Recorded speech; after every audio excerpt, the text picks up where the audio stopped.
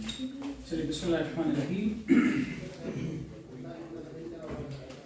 کئی الفاظ ایسے ہیں جو ہمارے یہاں روزانہ زندگی میں کبھی ہمیں سننے کو کہیں مل جاتے ہیں, کبھی دیکھنے کو مل جاتے ہیں, کبھی لوگوں کو ہم دیکھتے ہیں, بولتے ہیں, اخبارات میں وغیرہ آتے رہتے ہیں, لیکن اس کی ایگزیکٹ میننگ سے ہم لوگ کئی مرتبہ ناواقف ہوتے ہیں. ان میں سے ایک لفظ جیسے کہ ہے صبر ہے, اور اس طریقے سے بہت سارے الفاظ ہیں. کئی الفاظ ایسے بھی ہمارے یہاں ہیں عربک کے ان کی کچھ خاص میننگ ہے, لیکن استعمال باقی یا تو اپوزٹ میننگ میں ہوتے ہیں یا پھر غلط میننگ میں ہوتے ہیں. ایسے ایک لفظ اور بھی ہے, امت کا ہے. امت لوگ لمبی تا سے لکھتے ہیں, لیکن چونکہ یہاں جیسے مکے میں آپ نے دیکھا گولتا بنیادی طور پہ, اس لیے ہم نے بنیادی طور پہ گولتا ہی کے ساتھ میں اس کو لکھ دیا ہے. امت کا مطلب پیپل, لوگ, بس. اس میں کوئی خاص مفہوم نہیں. لوگ کا مطلب کچھ بھی لوگ ہو سکتے ہیں.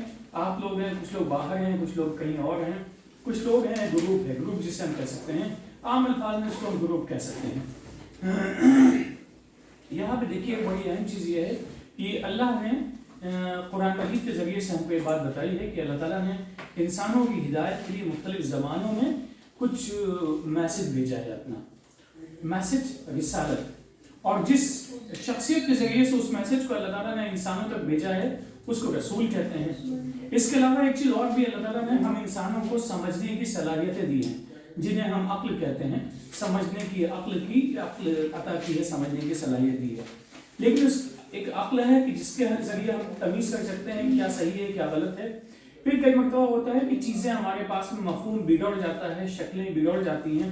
مثال کے طور پہ اس کو ہم کہتے ہیں موبائل ہے. ممکن ہے کہ یہ لفظ اس کے لیے استعمال ہوتا ہے, لیکن اصل میں موبائل تو اس کا نام نہیں ہے. موبائل اس کی ایک صفت ہے, اس صفت کی بنیاد پہ یہ نام استعمال ہونے لگا ہے. لیکن کہیں پہ کچھ اور استعمال ہونا ہو, جیسے ہم کبھی دیکھتے ہیں موبائل کلینک دیکھا ہوگا ہم لوگوں نے, موبائل لائبریری تو ہم دیکھتے ہی دیکھتے ہیں, لائبریری موبائل کی, موبائل ATM ہم دیکھتے ہیں. یہ چند چیزیں ایسی جو ہمارے یہاں اب کافی ان کا رواج ہو گیا ہے, عام طور پہ چلنے لگی ہیں. لیکن کئی مرتبہ ایک خاص لفظ کو ایک خاص میننگ پہنا دی جاتی ہے یا اس پہ امپوز کر دی جاتی ہے. جیسے موبائل ہم عام طور پہ سمجھتے ہیں موبائل ہے آپ کے پاس میں, تو آپ یہ بھی پوچھ سکتے ہیں موبائل کون سا, کلینک چاہیے, لائبریری چاہیے, ATM چاہیے, اب تو ریسٹورینٹ وہ بھی چاہیے, آپ کو کیا موبائل کیا چیز چاہیے. لیکن ہم میں سے کوئی ایسا سوال نہیں کرتا. ہم سب لوگ سوال کا جواب بھی سمجھ جاتے ہیں, سوال بھی سمجھ جاتے ہیں, کیا ایگزیکٹلی چاہتا ہے انسان وہ سب سمجھ جاتے ہیں. ایسے ہی کئی مرتبہ ہوتا ہے ایک ایک لفظ کو کچھ خاص میننگ دے دی جاتی ہے. تو اب یہاں پہ کچھ صفت بیان کی جا رہی ہے امت کے تعلق سے کہ تم لوگ ایک بہترین امت ہو. امت کوئی الگ سے کوئی مسئلہ نہیں ہے کہ امت ہے تو اس کے یہ باتیں ہیں, یہ ہیں. امت کا مطلب لوگ ہیں, پیپل ہے, جماعت ہے, گروپ ہے. اب اس کے بعد یہ صفت بیان کی جا رہی ہے کہ تم سب لوگ بہترین امت ہو. یہ ہے آیت نمبر 110 آل عمران کی.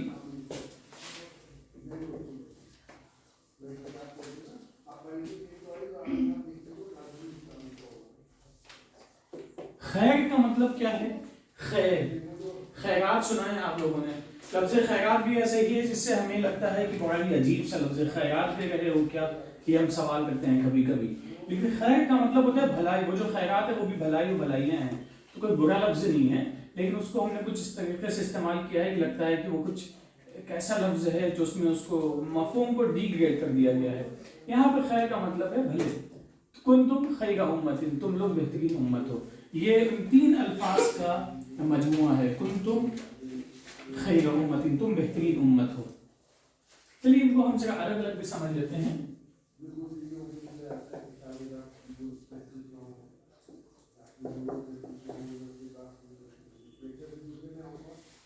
انگریزی کا ایک حرف ہے, اس کو کہتے ہیں لفظ کو آف. آف کی میننگ کیا ہے؟ آف رشتے کو بتاتا ہے کہ یہ چیز اس کی اونرشپ کس کے پاس میں ہے, کس کو بلانگ کرتا ہے. آف ایک آپ لگا سکتے ہیں, کہیں ہم آف استعمال کرتے ہیں, کبھی اس کو ریپلیس کرتے ہیں اپسٹرافی ایس لگا کے, ایسے ایسے کر دیتے ہیں, ایس لگا دیتے ہیں. اس کا مطلب بھی کا کی کے میننگ میں آتا ہے. تو یہاں پہ یہ بھی ہے خیر امت ایک خاص انداز میں ہے, تم خیر امت ہو. یہ سے کچھ لوگ یہ سمجھا ہے جن کو تھوڑا بہت مذاق کرے کہ شد بدھ ہو, لیکن اینی وے تم لوگ بہترین امت ہو. بس اتنی سی بات اس میں ذہن میں رکھیے گا. یہ بتائیے بہتر ہونے کی بنیاد کیا ہے؟ کوئی بنیاد ہوگی؟ بہتر ہونے کی بنیاد کیا ہے؟ ایک قوم گزری ہے, اس سے پہلے بھی بات ہم لوگ ڈسکس کر چکے ہیں. کئی مرتبہ ایسا ہوتا ہے جب کوئی دوسرے شخص کو برائیاں کر رہا ہوتا ہے تو ہم اپنا یا تو نظروں سے ہٹا لیتے ہیں یا کنارے ہو لیتے ہیں, یا ہمیں لگتا ہے ٹھیک ہے وہ کر رہا ہے تو کرنے دو.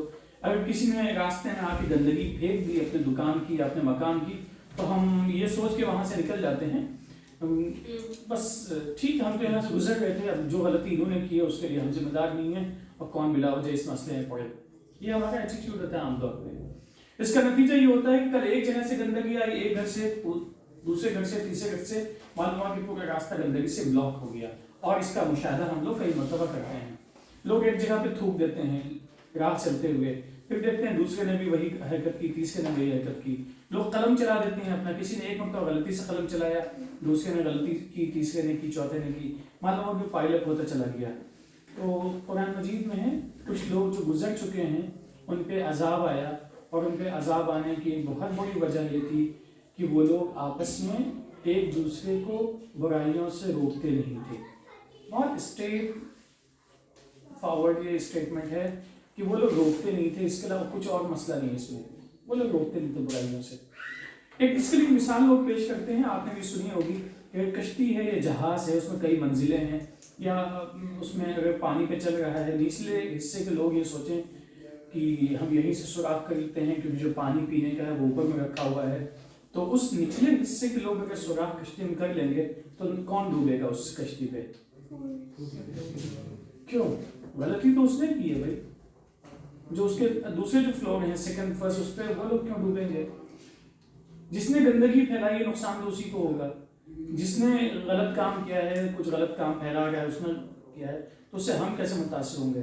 جیسے جہاز پہ بیٹھے ہوئے سب لوگ متاثر ہوں گے کہ اس نے ایک فساد کیا اور اس فساد کی وجہ سے سب لوگ اس سے متاثر ہو گئے. تو جو لوگ گزرے ہیں جن پہ عذاب آیا ہے ان کے اوپر عذاب آنے کی بہت بڑی وجہ یہ تھی کہ وہ آپس میں ایک دوسرے کو غلطیوں سے روکتے نہیں تھے. اب ذرا سا ان الفاظ کو دیکھ لیے. تو کنتم خیر امت، تم بہترین امت ہو، اخرجت للناس، تمہارا وجود لوگوں کے لیے ہے، یعنی اخرجت للناس تمہارا وجود لوگوں کے لیے نام ہے. اور اس کے بعد میں دوسرا لفظ ہے الناس. ناس کا مطلب پیپل، ناس کا مطلب لوگ، لوگوں کے لیے نکالے گئے. اگر ہم لوگوں کے ذمہ دار، ہم لوگوں سے مراد یہاں پہ کیا ہے؟ those who claim that they believe in this Quran. یہاں پہ وہ لوگ مراد ہیں جو لوگ اس بات کا دعویٰ کرتے ہیں کہ قرآن مجید پہ ان کا ایمان ہے. ان کے آنے کی بنیادی وجہ کیا ہے؟ بنیادی وجہ یہ ہے کہ خیر کے لیے آئے ہیں. اب دیکھیے دو چیزیں ہیں یہاں پہ، ان کو ذہن میں رکھیں. قرآن مجید میں ان کو کئی مرتبہ انبیاء کی زبان سے کہلوایا گیا ہے، کئی مرتبہ جنرل اسٹیٹمنٹ ہے، تأمرون بالمعروف وتنہون عن المنکر.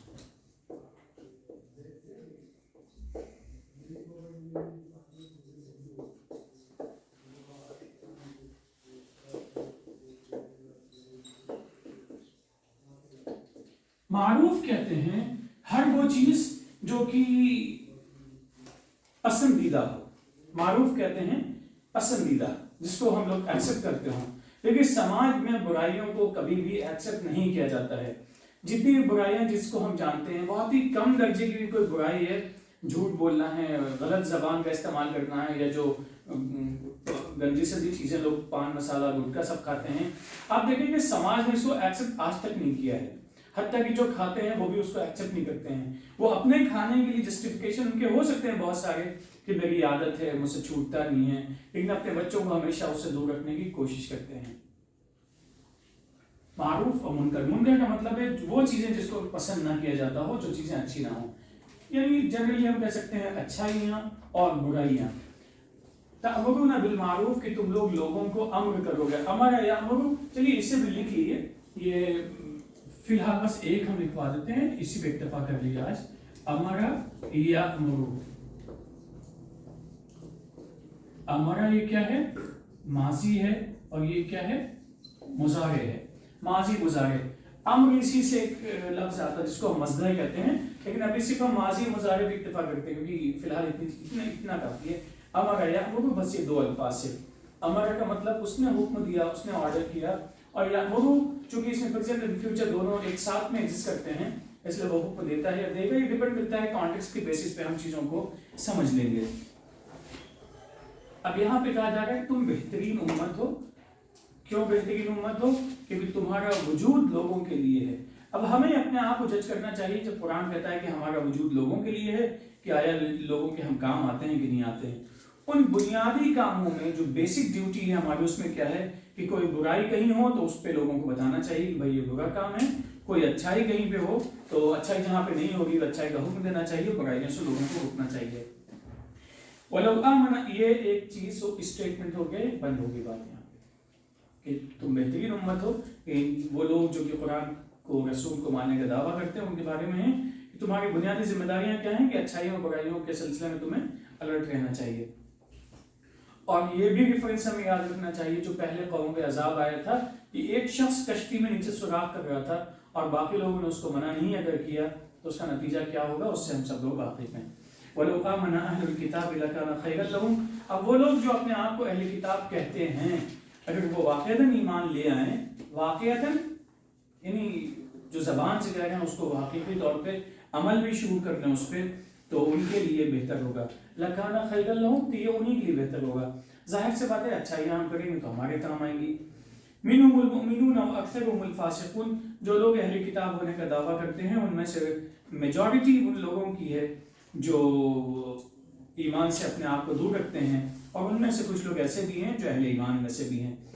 ایک بات ہم نے پہلے بھی ڈسکس کی ہے کہ ہم چیزوں کو کسی بھی بات کو ہم جنرلائز نہیں کر سکتے ہیں کہ یہ ایسا ہے تو ایسا ہی ہوگا. ایسا مثال طور پہ ابھی ہم جس ندی کو اپنے پاس میں دیکھتے ہیں بہت گندی ہے, اس کا پانی ہم اٹھا کے استعمال نہیں کر سکتے ہیں, بلکہ بہت سارے اخبار میں کئی مرتبہ ایسے آرٹیکل آتے ہیں جو اس بات پہ الرٹ کرتے ہیں کہ اس پانی سے براہ راست جہاں جہاں بھی کچھ کھیتی ہوتی ہے ان چیزوں سے ہمیں پروڈیوس سے ہمیں اپنے آپ کو بچانا چاہیے. ان کو سبزی وغیرہ ترکاری ہوتی ہے ہمیں استعمال نہیں کرنا چاہیے, اس کے نقصانات ہو سکتے ہیں ہماری صحت پہ. کیا اس کا یہ مطلب ہے ساری ندیاں ایسے ہی گندی ہیں؟ یہ مطلب تو نہیں ہے. جہاں انسانوں نے گندا کیا ہے وہاں گندی ہیں, اور جہاں انسانوں کی نے گندا نہیں کیا ہے وہاں وہ ندیاں ابھی بھی محفوظ ہیں, صاف اور ستھری ہیں. تو اسی لیے ہم کسی بھی چیز کو جنرلائز نہیں کر سکتے ہیں. لَن يَضُرُّوكُمْ إِلَّا أَذًى وَإِن يُقَاتِلُوكُمْ يُوَلُّوكُمُ الْأَدْبَارَ ثُمَّ لَا يُنصَرُونَ. دیکھیے یہاں بھی صرف ایک حرف ہے جس کو ہم آپ کو بتا دیں, اس کو ذہن میں رکھ لیجیے, باقی کچھ نہیں. آیت نمبر 111 میں یہ آیا ہے کئی مرتبہ لن. جیسے ہم ایک لفظ استعمال کرتے ہیں انگلش میں نیور, نیور استعمال کرتے ہیں, کیا مطلب ہوتا ہے؟ کبھی نہیں, ہرگز نہیں. یعنی اس میں ایک خاص مفہوم ہوتا ہے, اس کو ہم ناٹ کے طور پہ استعمال نہیں کر سکتے ہیں, نو کے طور پہ استعمال. نیور ایک خاص سینس دیتا ہے آپ کو کہ کبھی نہیں, ہرگز نہیں, never it will never happen. ویسے یہاں پہ لن بھی ہے, بس لن لکھ لیے گا. یہ ایک نیا تو خیر نہیں, اس سے پہلے بھی آ چکا ہے. لَن يَضُرُّوكُمْ إِلَّا أَذًى. ایک اور لفظ ہے, اسے بھی آپ لکھ لیں تو بڑا اچھا ہے کیونکہ کئی مرتبہ یہ بھی استعمال ہوتا ہے. اذى, اذیت سنا ہے آپ لوگوں نے؟ اذیت یہی اذى ہے. اذى A-Z-A اذى, اور ویسے یہ اس کی اسپیلنگ لکھی بھی چاہیں تو لکھ لیں اذى. اذى کا مطلب پین, اذى کا مطلب تکلیف, اذى کا مطلب ہاں ٹھیک ہے, دو الفاظ کافی ہیں فی الحال, پین اور تکلیف.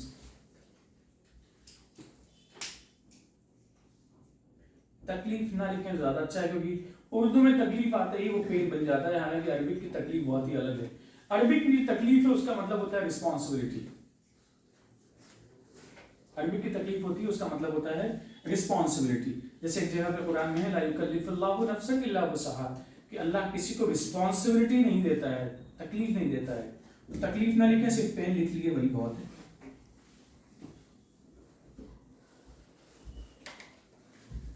لَن يَضُرُّوكُمْ إِلَّا أَذًى وَإِن يُقَاتِلُوكُمْ يُوَلُّوكُمُ الْأَدْبَارَ ثُمَّ لَا يُنصَرُونَ. لیکن یہاں پہ جنرل بات ہے کہ وہ تمہیں تکلیف نہیں پہنچا سکتے ہیں. ایک بات ذہن میں رکھنی چاہیے, ہمارے پاس میں دو باتیں سمجھنی چاہیے. ایک ہے الحیات الدنیا, اور اس کے مقابلے میں آتا ہے الدار الآخرہ. یہ شارٹ ٹرم لائف ہے, لانگ ٹرم لائف ہے. یہاں بھی تکلیفیں مختصر ہیں, جو بھی انسان کو تکلیف دیتا ہے وہ وقتی ہے, شارٹ ڈیوریشن کے لیے وہ یہاں ہو سکتی ہے, لیکن جو لمبی زندگی ہے ہمیشہ ہمیشہ وہاں پہ ہمیں کوئی تکلیف نہیں دے سکتا ہے. وہ ہمارے اعمال کا نتیجہ ہوگا, صحیح یا غلط جو بھی عمل ہوگا اس کا ویسے ہی صحیح یا غلط نتیجہ بھی ہوگا. اب ابھی تم نے ریفرنس ابھی جو بات بتائی تھی کیا کیا عذاب ہوا, کیا وجہ تھی اس کی, کیا آپ لوگوں کو ایسا لگتا ہے کہ برائیوں کو آپس میں نہ روکنے سے برائیاں اور پھیل جاتی ہیں؟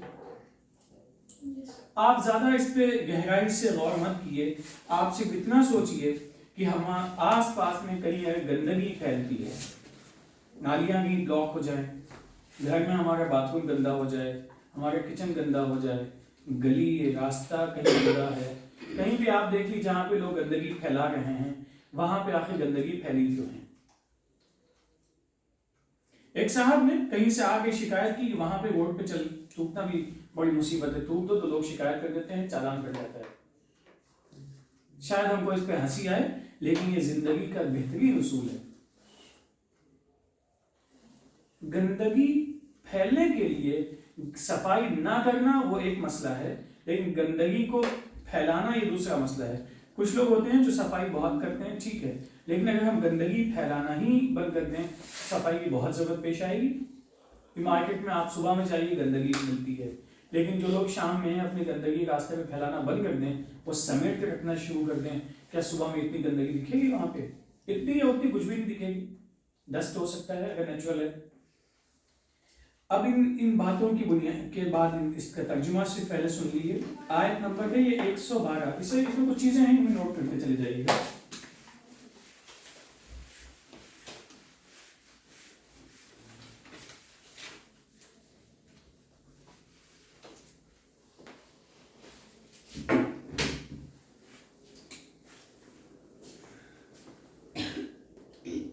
پہلا ایک لفظ ہے ضربہ۔ ضربہ کی میننگ کیا ہے؟ ضربہ کی ایک میننگ ہے ٹو پریزنٹ۔ پریزنٹ سمجھتے ہیں؟ پیش کرنا، جیسے کہتے ہیں پریزنٹیشن، پاور پوائنٹ پریزنٹیشن ہم لوگ بہت آپ لوگ سب یوز ہی کرتے ہیں، سبھی کرتے ہیں۔ پریزنٹیشن پیش کرنا۔ دوسری میننگ کیا ہے؟ دوسری میننگ کیا ہے؟ مارنا، پیٹنا، ضرب یضرب، اس کو مار دینا، پیٹ دینا۔ اور تیسری میننگ کیا ہے؟ یہ میننگ یعنی قرآن میں استعمال ایسے ہوا ہے، امپوز کرنا۔ امپوز کا مطلب کسی پہ کوئی چیز مسلط کر دینا۔ امپوز کرنا سمجھتے ہیں؟ سمجھتے ہیں، obviously سمجھتے ہیں۔ مسلط کر دینا، کسی کے اوپر کوئی چیز زبردستی کسی پہ کہنا، تھوپ دینا، رائٹ، تھینک یو۔ تو یہ تین نمبر لکھ لیجیے، دو آپ پہلے لکھ چکے ہیں، تیسری میننگ آپ آج لکھ لیجیے، اس پہ امپوز کر دینا، کسی کے اوپر زبردستی کسی کو مسلط کر دینا۔ ضربت علیہم الذلۃ اینما ثقفوا الا بحبل من اللہ وحبل من الناس وباءوا بغضب۔ چلیے کچھ چیزیں ہیں انہیں لکھ لیتے ہیں۔ پہلی چیز ہے ذلت اور دوسری چیز ہے غضب۔ غضب کیا ہے؟ غضب سمجھتے ہیں؟ اینگر یا غصہ، اللہ کا غصہ، غضب۔ تو کچھ لوگ ہیں ان کے اوپر ذلت مسلط کر دی گئی۔ ذلت ذلیل ہونا۔ ذلیل ہونے کا تعلق کیا پیسوں سے ہے، علم سے ہے، کس چیز سے؟ ذلیل ہونا یہ ایک احساس ہے انسان کا۔ کئی مرتبہ ہوتا ہے کہ اپنے آپ میں ہم شرمندہ ہو گئے، یہ جملہ شاید سنا ہو آپ نے، اپنے آپ میں ہم شرمندہ ہو گئے، ہم راہ چل رہے تھے، ہم سے کچھ غلطی ہو گئی، ایک بہت چھوٹے سے بچے نے ہماری اس غلطی کی اصلاح کر دی، ہم اپنے آپ میں شرمندہ ہو گئے۔ کیوں شرمندہ ہو گئے؟ کہ اس چھوٹے سے بچے کو صحیح معلوم تھا اور مجھے معلوم نہیں تھا۔ اینما ثقفوا الا بحبل من اللہ وحبل من الناس، جہاں کہیں بھی ہیں ذلیل ہے، رسوا ہے، بے عزت ہے، سوائے اس کے کہ اللہ کی رسی پکڑ لیں یا پھر ان کو لوگوں کا ساتھ، یعنی خود انڈیپینڈنٹ نہیں بلکہ پیراسائٹ کی طرح سے ہیں، یا تو لوگوں کے اوپر ڈیپینڈ کرتے ہیں کہ لوگ کسی کو عزت ہے تو اس کے ساتھ میں ان کو عزت ہے، ورنہ خود ان کی کوئی سماج میں عزت نہیں ہے۔ دوسرا یہ کہ اللہ کے بتائے ہوئے طریقے پہ چلتے ہیں تو انہیں عزت ملتی ہے۔ یہ ایک چیز ہوتی ہے، بہت سارے لوگ ہوتے ہیں ان کی اپنی عزت نہیں ہوتی، لیکن کسی سے اٹیچ ہوتے ہیں تو اس کی بنیاد پر ان کی عزت ہوتی ہے، وہ بھی ایک مسئلہ ہے۔ ڈیپینڈنٹ ہوتے ہیں کسی کے اوپر اپنی عزت کے لیے۔ دوسری چیز کیا ہے؟ ضربت علیہم الذلۃ، ان پہ ذلت مسلط کر دی گئی، امپوز کر دی گئی۔ اور دوسری چیز باءوا بغضب من اللہ، اللہ کا غضب لے کے آئے، یعنی اللہ ان سے ناراض ہوا۔ تیسری چیز ضربت علیہم المسکنۃ، اس کو بھی ہم گولتا کر دیتے ہیں۔ مسکنہ کہتے ہیں بیچارگی، یعنی جیسے آدمی ہیلپ لیس ہو جاتا ہے۔ کئی مرتبہ انسان کی زندگی میں ایسا ہوتا ہے کہ سب کچھ ہے اس کے پاس میں، پھر بھی وہ ہیلپ لیس ہے، کوئی اس کی مدد نہیں ہے، کوئی اس کے بعد سپورٹ نہیں ہے، کچھ بھی نہیں ہے۔ ایک وقت ایسا گزرا ہے جس میں آپ نے دیکھا ہوگا بہت سارے ایسے لوگ ہیں کہ ان کے پاس they had enough money اور everything جو بھی ریکوائرڈ ہوتی ہے آج کے زمانے میں صحت کے لیے، علاج کے لیے، لیکن بہت ہیلپ لیس تھے، کچھ کر نہیں سکتے تھے۔ کہیں جا رہے ہیں تب بھی ان کی کوئی بات سنی نہیں جا رہی، کچھ نہیں۔ کیوں؟ کیونکہ حالات اتنے سخت، اتنی تکلیف دہ تھے، کچھ حالات ایسے گزرتے ہیں تو انسان ذلیل ہو گیا، بیچارہ ہو گیا، کوئی مدد نہیں کرنے والا ہے. یہ سب کچھ کیوں ہوا؟ ذالک بانہم کانوا یکفرون بآیات اللہ. ریزن نمبر 1 اللہ کا کفر. ریزن نمبر 2 ریزن کیا ہے؟ یہ تو عذاب ہو گیا.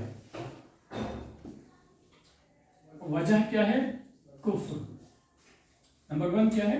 کفر. کفر ہم سب لوگ سمجھتے ہیں کہ اللہ کی آیات کا کفر، انکار کرنا. انکار عملی بھی ہو سکتا ہے، قولی بھی ہو سکتا ہے، اور دونوں اعتبار سے بھی ہو سکتا ہے. یہ کس آیت کا چل رہا ہے سب کچھ؟ اچھا وہ دیکھیے لکھا ہوا، اس کو دھیان رکھیے گا کہ ان کو اللہ ان سے ناراض، ذلت و رسوائی ان کو ہاتھ لگی، بالکل کوئی بے حیثیت ہو گئے. سب کچھ کیوں ہوا؟ کیونکہ انہوں نے کفر کیا اللہ کی آیات کا. اور دوسری چیز، اللہ کے جو انبیاء ہیں ان کا ناحق قتل کیا، نبیوں کا قتل کیا. یعنی نبیوں کو فزیکلی جو بھی ان کا قتل ہو سکتا ہے وہ بھی ہو سکتا ہے، لیکن دوسری صورت یہ بھی ہو سکتی ہے ان کا جو پیغام ہے اس کو سپریس کیا. قتل نبی، قتل نبی میں نبی بھی مراد ہے، نبی کا پیغام بھی.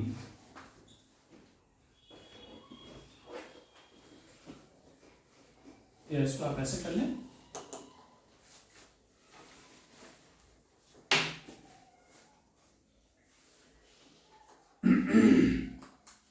ذالک بما عصوا وكانوا يعتدون.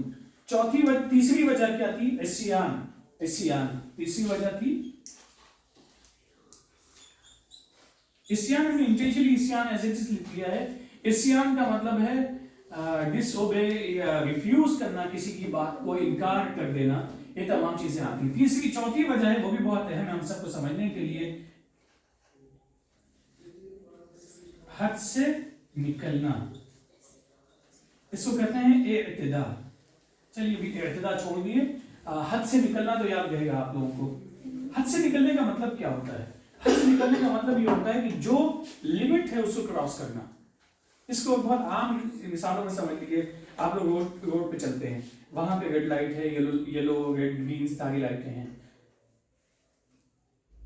جو پیلی رنگ کی لائٹ ہوتی ہے جس کو یلو لائٹ ہے، وہ اس کا مطلب کیا ہوتا ہے؟ بتا سکتا ہے؟ نہیں، ہم گاڑی سے چلے جا رہے ہیں، ہم کو دکھا اچھا ابھی گرین سے یلو ہو گئی، تو مجھے کیا کرنا چاہیے؟ اسپیڈ بڑھا دینی چاہیے اور جلدی سے کراس کر لینا چاہیے. یہی کرنا چاہیے یا کچھ اور کرنا چاہیے؟ اسپیڈ کم کر دینی چاہیے، تیار ہو جانا چاہیے. اچھا ریڈ لائٹ ہونے والی ہے، رک جانا ہے. جب ریڈ لائٹ کے بعد یلو لائٹ ہوتی ہے اس کا مطلب ہمیں تیار ہو جانا چاہیے. لیکن ہم کیا کرتے ہیں؟ جسٹ اپوزٹ کی. جب گرین ہے، یلو ہوگی، ہم نے اور اسپیڈ کو بڑھا دیا، ہم آگے نکل گئے. اس کو کہتے ہیں حد سے نکلنا. زیبرا کراسنگ دیکھی ہے آپ لوگوں نے، کیا مقصد ہوتا ہے؟ کچھ بھی ہوتا ہوگا، اس سے ہمیں کیا لینا دینا؟ ایسا ہے کچھ؟ ایسا کچھ نہیں. اس کا ایک خاص مقصد ہے. کیا مقصد ہے اس کا؟ تاکہ جو لوگ دوسری طرف سے آ رہے ہیں، جا رہے ہیں، ان کے لیے وہ سہولت کا سامان ہو. ہم اگر وہاں پہ جا کے کھڑے ہو جائیں گے تو کیا ہوگا؟ یہ لمٹ ہم اپنی کراس کر گئے ہیں. ہم یہاں پہ کلاس میں پڑھا رہے ہیں، ٹھیک ہے، آپ بھی ہیں. یہاں پہ اگر ہم بہت زیادہ شور شرابہ کرنے لگے، پڑوسیوں کو تکلیف ہونے لگے، تو کیا ہوگا اس کے نتیجے میں؟ لمٹ سے ہم باہر نکل جائیں گے. تو انہوں نے کیا کیا؟ کفر کیا، یعنی اللہ کی آیات کے ساتھ کفر کیا. نبی کا قتل کیا، یعنی اس کا جو پیغام ہے، یا اس کے ایک تو قتل ویسے قتل ہے، مرڈر کر دیا، یا اس کا جو پیغام ہے اس کو ختم کر دیا. عصیان کیا، نافرمانی کی، یعنی اوبیڈین بننے کے بجائے ڈس اوبیڈین بن گئے، نافرمان بن گئے. چوتھی چیز کیا ہے؟ حد سے نکل جانا. یہ وجہ ہے اور یہ عذاب ہے. یہ صرف جو گزرے ہوئے لوگوں کو ان کی کہانی ہے، اس کا ہمارے لیے جو سبق ہے. نبی کا سلسلہ ختم ہو گیا ہے، تو اب ہمارے لیے کیا ہے کہ نبی کا پیغام اگر ہم نے ختم کیا، اس کو دبانے کی کوشش کی تو ہے. اگر اللہ کے جو بھی ڈوز اینڈ ڈونٹس ہیں ان کے خلاف جاتے ہیں، یا جو لمٹ ہے اس کو ہم کراس کرتے ہیں، آیات کا انکار کرتے ہیں، تو یہ تمام چیزیں ہیں. دیکھیے قرآن مجید میں جو واقعات بیان کیے گئے ہیں پچھلے لوگوں کے